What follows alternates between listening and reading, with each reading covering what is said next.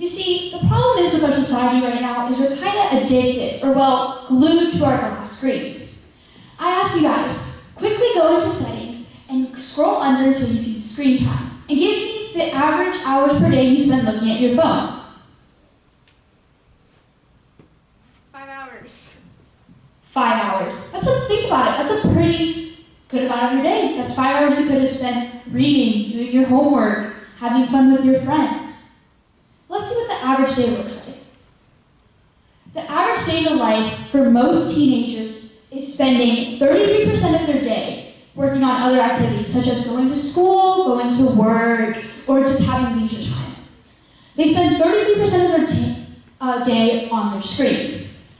A big problem we have now is that our screen time, especially for teenagers, is reaching about 8 hours per day. This is solely not just on social media, but also on other activities.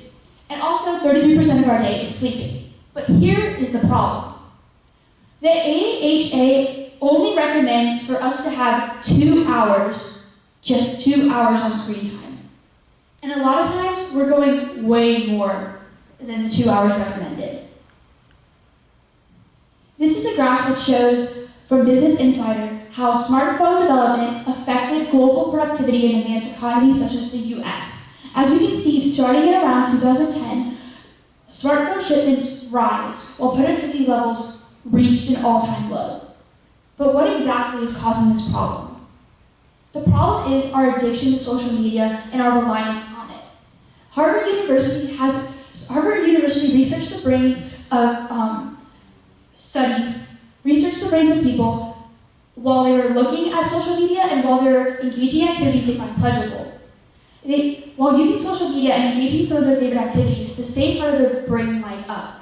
And the part of the brain that lights up gives us endorphins, letting us know that it's a satisfying activity that we like to enjoy. Dr. Carl Newport, who ironically has a TED Talk on this topic, compares social media to a casino. Think about it. You walk into Las Vegas and you're gambling and you're getting all this money back. The same thing is on social media. We post a picture we might think is risky, and all the likes and comments we get is our instant satisfaction.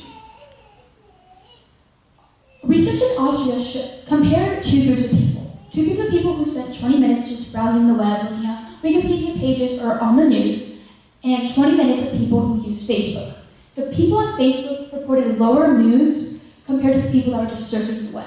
A lot of times, social media has an impact on our moods because we see our friends and family doing activities and enjoying themselves while we're not there, and we tend to have a little bit of FOMO. In fact, 67% of users admit having FOMO. But what exactly is FOMO? FOMO is fear of missing out. And a lot of times, this fear of missing out happens when we scroll on Instagram or go on Snapchat and we see our friends at the movies or hanging out at so-and-so's house without us. It creates us to have a lot of social anxieties and pressures.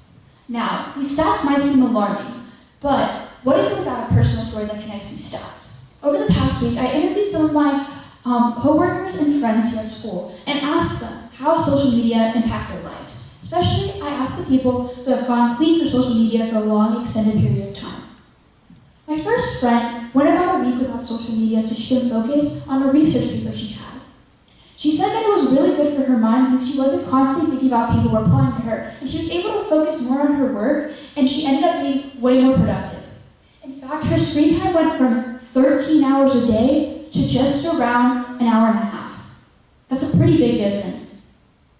Another one of my coworkers said that she found herself numbing her thoughts with social media.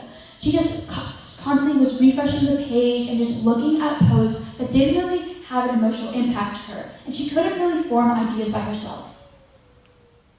The solution to our social media problem is fulfilling our need for social media with hobbies. And in it, we're human. We need something to do for fun, and something to just ease the mind off work or school or any stress-related issues. So, such hobbies such as painting, photography, or these creative hobbies, even building or woodcraft, has profound impacts. Business Insider reported that it energizes you, promotes creativity, promotes your personal growth, and prevents burnout.